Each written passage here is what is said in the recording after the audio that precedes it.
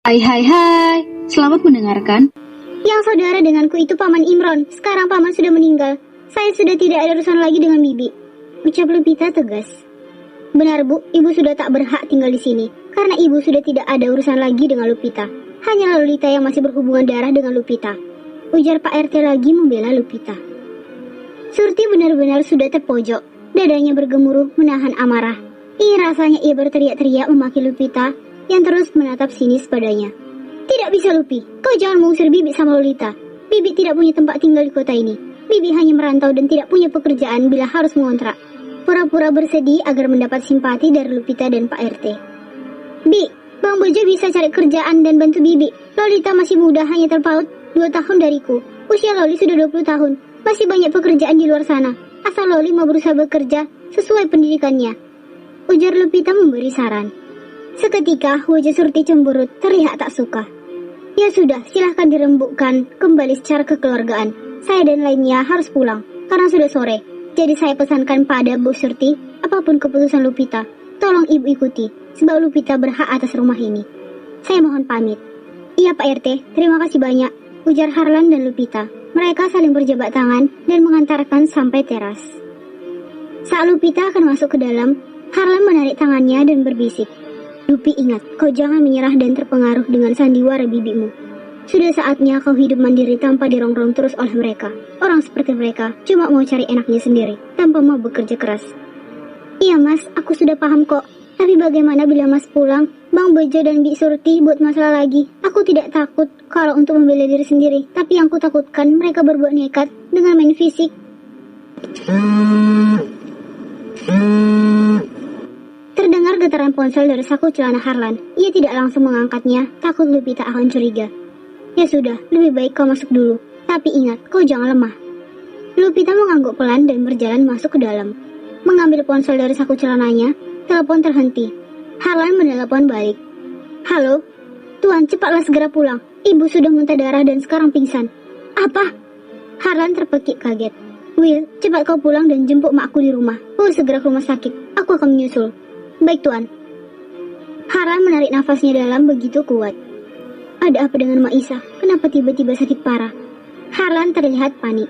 Aku harus bicara dulu dengan mereka sebelum pergi. Sebenarnya aku khawatir dengan Lupita. Takut mereka merencanakan sesuatu. Aku harus tegas pada mereka sebelum berbuat nekat. Harlan masuk kembali ke dalam. Ia melihat Surti menangis sambil terus memohon pada Lupita. Lupi, Lupi, Bibi janji tidak akan melakukan hal buruk lagi padamu. Menangis terisak. Bibi juga minta maaf atas kesalahan Bibi selama ini. Bibi, aku sudah memaafkan Bibi dan Loli. Tapi maaf, Bibi, Loli dan Bang Bojo tidak bisa tinggal di rumah ini lagi. Kau tega Lupi. Loli itu kan masih sepupuan denganmu. Bujuk Surti masih terisak. Lupita menoleh pada Harlan yang berdiri di depan pintu. Mas, kau mau kemana? Tanya Lupi berjalan mendekat pintu. Lupi, aku minta maaf, aku harus segera pulang. Saudaraku masuk ke rumah sakit. Iya mas, tidak apa-apa, aku bisa menangani Bibi, ujarnya meyakinkan. Biar aku bicara sebentar sebelum pergi. Harlan berjalan mendekati Surti yang berada di ruangan TV. Bu Surti, aku peringatkan, jangan berbuat yang tidak-tidak pada Lupita. Kalau tidak, aku dan Pak RT akan melaporkan kalian semua ke kantor polisi 1 kali 24 jam. Kebohongan kalian sudah terungkap. Besok segeralah pergi dari rumah ini sebelum aku bawa polisi kemari. Berani kau mengatur kami, gara-gara kau kami terusir semua dari sini. Hardi Surti menyeka air mata. Maaf, aku tidak ingin berdebat lagi dengan kalian. Harlan berjalan keluar rumah. Lupita mengantar sampai teras. Mas, hati-hati di jalan. Salam buat saudara Mas yang lagi sakit. Semoga cepat sembuh. Kau juga hati-hati dengan mereka. Ingat kunci kamar sebelum tidur. Tegaskan pada mereka untuk segera tinggalkan rumahmu. Kalau ada apa-apa, kau datangi Pak RT. Iya Mas, terima kasih banyak. Selesai berbicara, Harlan pergi meninggalkan rumah Lupita.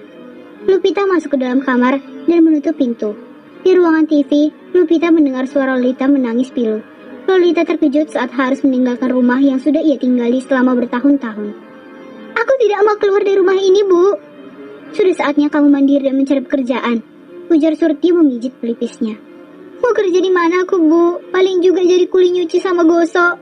Ya terserah, pokoknya kamu cari kerja.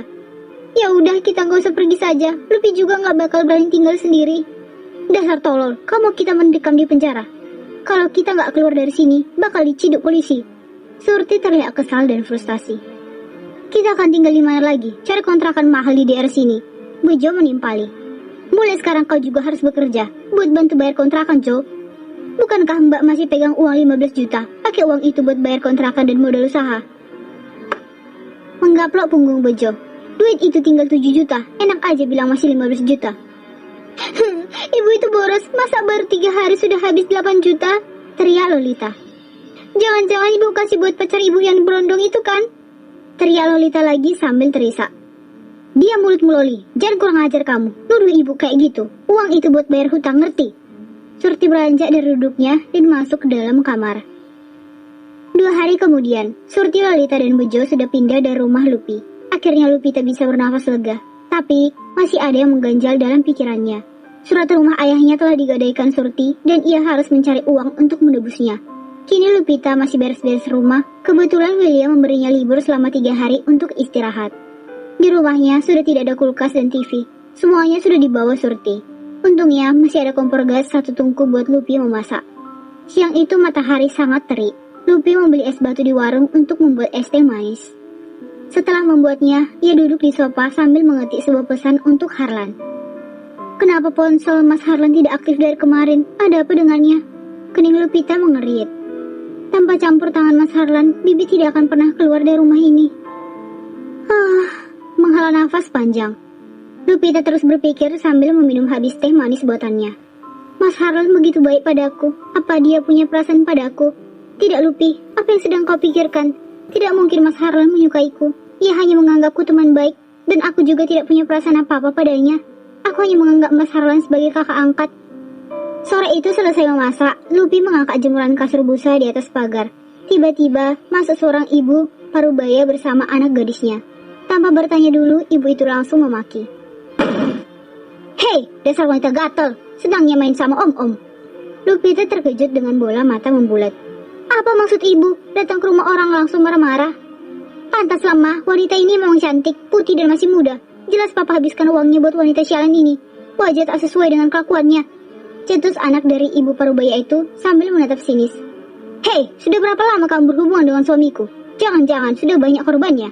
Saya akan laporkan kamu sama RT dan warga sini ya, biar kamu dikeroyok. Cukup, dari tadi ibu dan anak ini banyak bicara, tanpa memberi saya kesempatan untuk ngomong. Seru Lupita membela diri. Udah Ma, hajar aja, sudah jelas-jelas wanita ini pelakor, perebut suami orang, biar kapok kita hajar saja. Seru anak ibu itu, membuka sandalnya dan ingin memukul Lupita. Diikuti ibunya yang melepas selop berhak.